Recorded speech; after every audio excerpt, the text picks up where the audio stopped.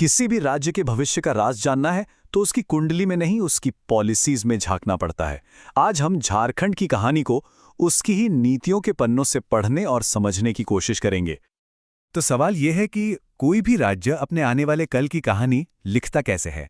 मतलब ये कैसे तय होता है कि सड़कें कहाँ बनेंगी, उद्योग कहाँ लगेंगे और सबसे जरूरी लोगों का ध्यान कैसे रखा जाएगा।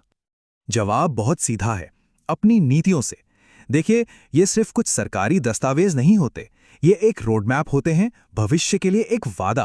तो चलिए झारखंड के इसी ब्लूप्रिंट को डिकोड करते हैं। देखिए, किसी भी मजबूत इमारत के लिए उसकी नींव का पक्का होना बहुत जरूरी है, और विकास की कहानी में ये नींव होते हैं वहां के लोग। झारखंड के नीति निर्माताओं ने भी लगता है इसी बात को सबसे पहले समझा। उनका पहला फोकस रहा लोगों और समाज को सुरक्षित करने पर। देखते हैं कैसे। और इस दिशा में जो सबसे अहम और शायद झारखंड की सबसे ज्यादा चर्चित पॉलिसी है, वो है 2008 की पुनर्स्थापना और पुनर्वास नीति, जिसे हम आरएनआर पॉलिसी भी कहते हैं। अब इस पॉलिसी की सबसे खास बात क्या है कि ये सिर्फ पैसों का मुआवजा देकर बात खत्म नहीं करती। नहीं, ये आदिवासी समुदायों के लिए जमीन के बदले जमीन की गारंटी देती है, जो अपने आप में एक बहुत बड़ा कदम है। और इससे भी बढ़कर ये एक सेफ्टी नेट लगाती है, जिसे कहते हैं SIA। तो ये SIA आखिर है क्या? इसे ऐसे समझिए, ये किसी भी प्रोजेक्ट का एक तरह का हेल्थ चेकअप है, जो प्रोजेक्ट शुरू होने से पहले किया जाता है। ये स्टडी पक्का करती है कि कहीं प्रोजेक्ट की वजह से गांव का पानी तो नहीं सूख जाएगा, या लोगों की जिंदगी अस्त व्यस्त तो नहीं हो जाएगी। ये कमाल की दूरदर्शिता है। समाज को स्थिर करने की इसी कहानी को आगे बढ़ाती है 2009 की प्रत्यर्पण नीति। इसका जो ऑफिशियल नाम है वो है नई दिशा, और ये नाम ही अपने आप में इसका पूरा मकसद बता देता है।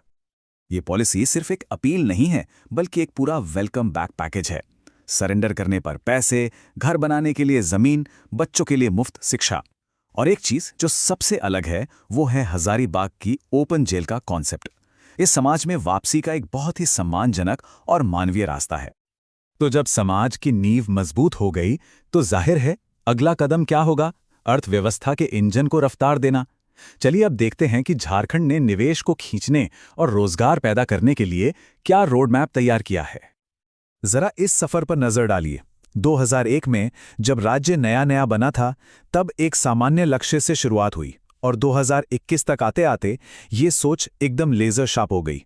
अब फोकस है टेक्सटाइल, ऑटोमोबाइल, इलेक्ट्रिक व्हीकल और टूरिज्म जैसे खास सेक्टर्स पर, जहां ग्रोथ की गुंजाइश सबसे ज्यादा है। और जब बात रोजगार की आती है ना, तो एक पॉलिसी सबसे आगे खड़ी दिखती है, 2016 की टेक्सटाइल पॉलिसी। इसे अक्सर सबसे ज्यादा रोजगार पैदा करने वाली नीति कहा जाता है, और ओरमांझी का टेक्सटाइल पार्क इसका जीता जागता सबूत है। जाहिर है अर्थव्यवस्था सिर्फ एक पहिए पर तो चल नहीं सकती, इसीलिए टूरिज्म को नेचर्स हिडन जेम बनाकर प्रमोट किया जा रहा है। फिल्मों की शूटिंग को बढ़ावा दिया जा रहा है, और इन सब को आसान बनाने के लिए है सिंगल विंडो एक्ट, ताकि जो भी निवेशक आए उसे दफ्तरों के चक्कर ना काटने पड़े। देखिए, विकास का असली मतलब सिर्फ आज की तरक्की नहीं होता, बल्कि आने वाली पीढ़ियों के लिए एक बेहतर कल तैयार करना होता है।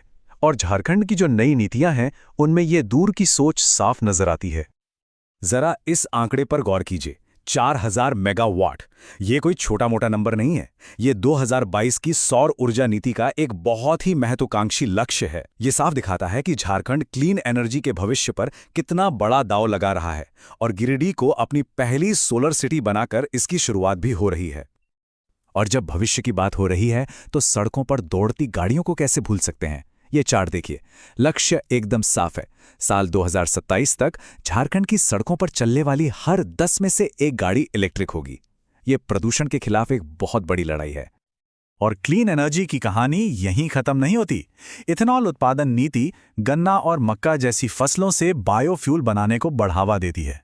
मतलब ये पर्यावरण के लिए तो अच्छा है ही, साथ ही राज्य की कृषि अर्थव्यवस्था के लिए भी फायदेमंद है। भविष्य सिर्फ मशीनों और फैक्ट्रियों से नहीं बनता, भविष्य तो चैंपियन से बनता है, और झारखंड चैंपियंस बनाने में निवेश कर रहा है। देखिए, 2022 की खेल नीति में ओलंपिक गोल्ड मेडल के लिए सीधे सीधे 2 करोड़ रुपए का इनाम है। इतना ही नहीं, खिलाड़ियों के लिए सरकारी नौकरियों में 2% का आरक्षण भी है। ये सिर्फ इनाम नहीं है, ये एक संदेश है कि खेलो और जीतो। और इस पूरी कहानी को मतलब समाज, अर्थव्यवस्था और भविष्य, इन सबको एक साथ जोड़ता है डिजिटल इंफ्रास्ट्रक्चर। आज के जमाने में इसके बिना भविष्य की कल्पना भी नहीं की जा सकती। और 2016 की आईटी पॉलिसी इसी डिजिटल नींव को मजबूत करने का काम करती है। तो हमने झारखंड की नीतियों के 3 अलग-अलग पड़ावों को समझा। अब इन सबको एक साथ रखकर देखते हैं कि ये पूरी तस्वीर आखिर कहती क्या है। तो पूरी कहानी क्या निकल कर आई? झारखंड के ब्लूप्रिंट की कहानी 3 बहुत ही आसान स्टेप्स में सामने आती है। पहला कदम, लोगों को संभालो, उनकी सामाजिक सुरक्षा को पक्का करो। दूसरा कदम, जब लोग सुरक्षित हो तो अर्थव्यवस्था को पंख लगाओ। और फिर तीसरा कदम, एक टिकाऊ और मजबूत भविष्य के लिए निवेश करो। एकदम सीधा, स्पष्ट और असरदार प्लान। लेकिन हम सब जानते हैं कि एक शानदार ब्लूप्रिंट बनाना लड़ाई का सिर्फ आधा हिस्सा है। असली चुनौती तो उसे जमीन पर उतारने में आती है। तो सोचने वाली बात यह है कि कागज पर बनी ये मजबूत योजना हकीकत की राह में किन चुनौतियों का सामना करेगी।